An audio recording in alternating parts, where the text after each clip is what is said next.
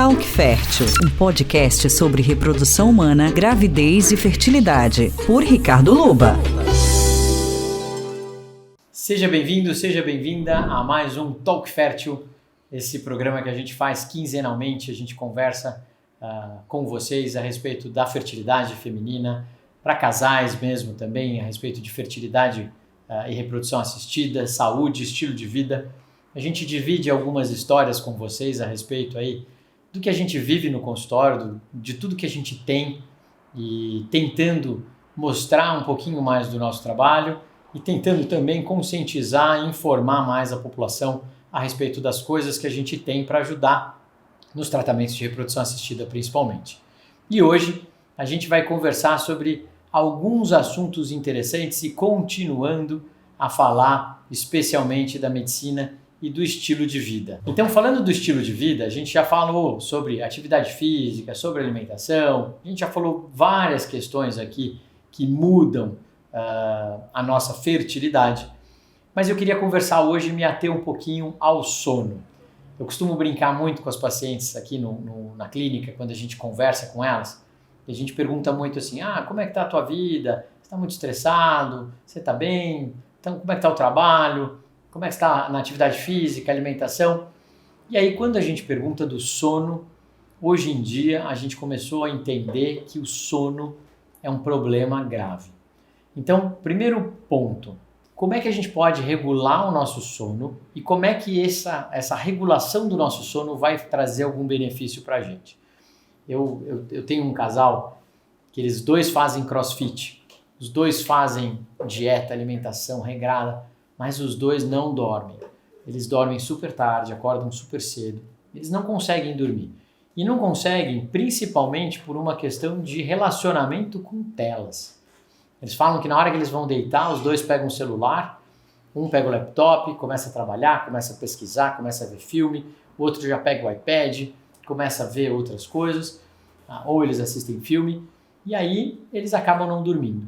E aí batata, né? Quando a gente pediu o espermograma desse marido nessa consulta, um espermograma super ultra alterado. A gente viu, e a gente já tem diversos trabalhos que mostram que a privação do sono prejudica demais a fertilidade masculina. E isso é uma coisa importante da gente rever. Mas também tem aquelas pessoas que não conseguem dormir, né? Então, eu durmo 3, 4 horas e acordo bem. Tudo bem, mas seu corpo precisa de mais tempo, você precisa de mais tempo. A gente tem um ciclo que a gente chama de ciclo circadiano, que é exatamente toda a relação que a luz tem em relação ao nosso ciclo de vida. Então o sono ele é muito importante quando a gente pensa no ciclo circadiano. Quem regula e o que é o ciclo circadiano? O ciclo circadiano é exatamente esse ciclo entre a luz e o escuro, entre o sono e a vigília. E quem regula isso tudo é um hormônio que a nossa hipófise produz no final do dia, tipo umas 5, 6 da tarde, que chama-se melatonina. Então a melatonina é um indutor do sono? Não, a melatonina é um regulador do sono. Muita gente acha que tomar melatonina vai dar sono, ou a pessoa vai dormir como se fosse um calmante, ou até um ansiolítico. Não tem nada a ver, não é isso. A melatonina você vai tomar geralmente aí no final da tarde, entre 5, 6, 7 da noite, que é a hora que nossa hipófise começa a ter essa produção e a luz vai começando a baixar e o nosso corpo vai entendendo que está chegando perto da hora de dormir, de descansar.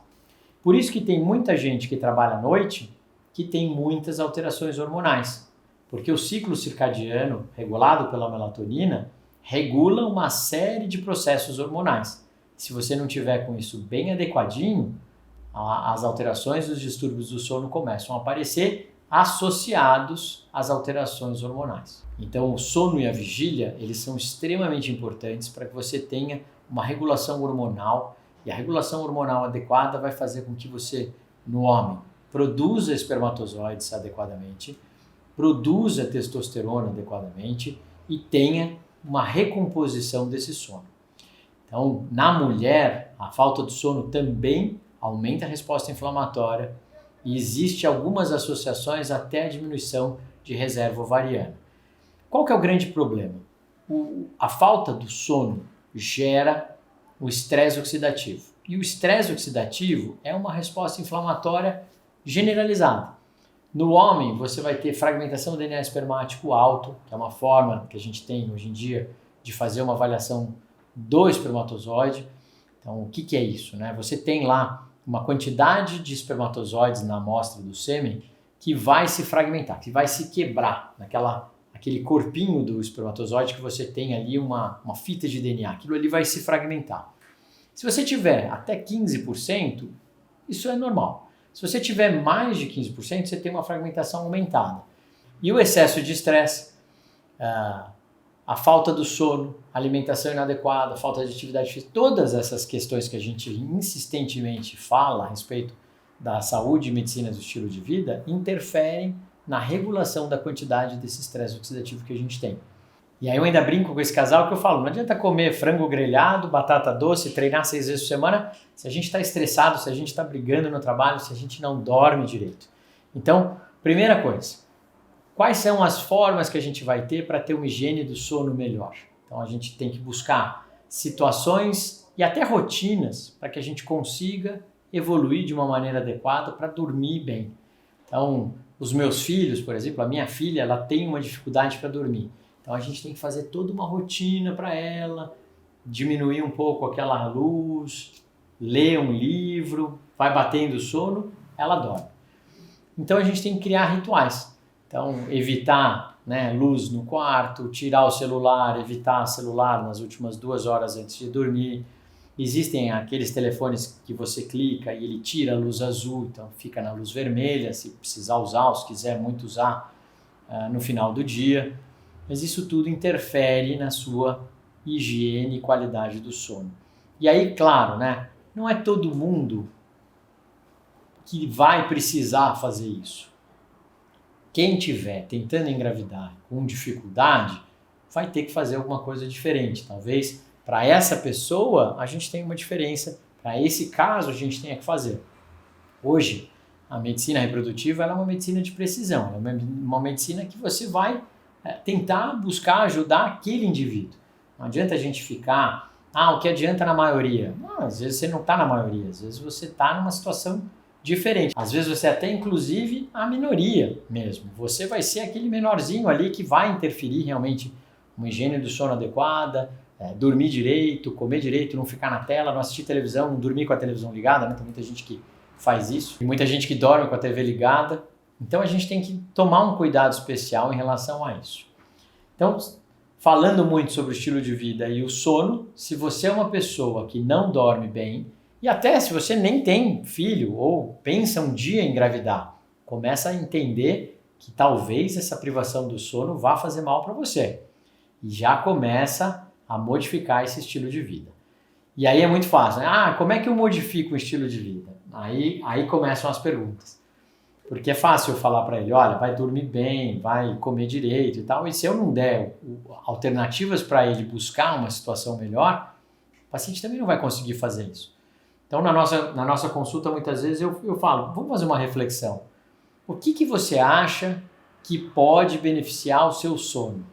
E na maior parte das vezes, esse paciente vai chegar a conclusões pessoais que ele mesmo consegue fazer ou atuar, que ele mesmo consiga dar soluções. Mudança de hábito, você precisa no mínimo de 3 semanas. E não adianta você fazer uma mudança de hábito uma meta muito grande. Eu quero, de repente, antes de dormir, eu vou meditar. Quantas vezes por semana você acha que você consegue fazer isso?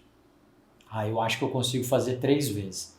Bom, tenta fazer essa primeira semana. Chegou no final dessa primeira semana, conseguiu fazer as suas 3 vezes? Mantém essa meta ou aumenta a meta? Tem paciente que fala, não consegui, fiz 2 vezes só. Então vamos lá, vamos ser gentil com você mesmo e vamos fazer 2 vezes. Na outra semana, tenta fazer 3. Na outra semana, tenta fazer 4. Na outra semana, tenta fazer 5. E assim você vai instituindo um hábito, instituindo um ritmo. E quando você faz isso por um período maior de 3 semanas, o seu corpo começa a entender que aquilo virou um hábito. Ninguém tem um hábito inicial porque é bom ou porque precisa. A maior parte das vezes a gente põe porque é necessário aquele hábito. Eu vou fazer dieta, então eu vou comer direito.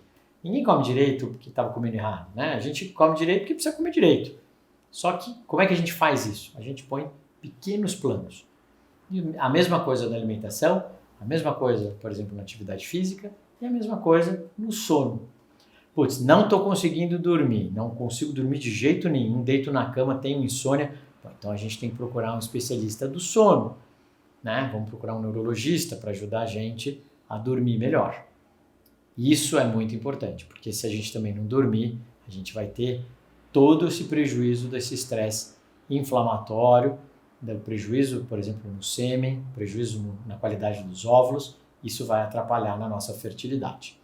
Então a gente vai chegando ao fim de mais um episódio, espero que vocês tenham gostado. Se vocês tiverem dúvidas, mandem para mim, acessem lá o meu perfil no Instagram, Dr. Ricardo Luba, vocês conseguem conversar comigo no direct. Se tiverem dúvidas, me mandem.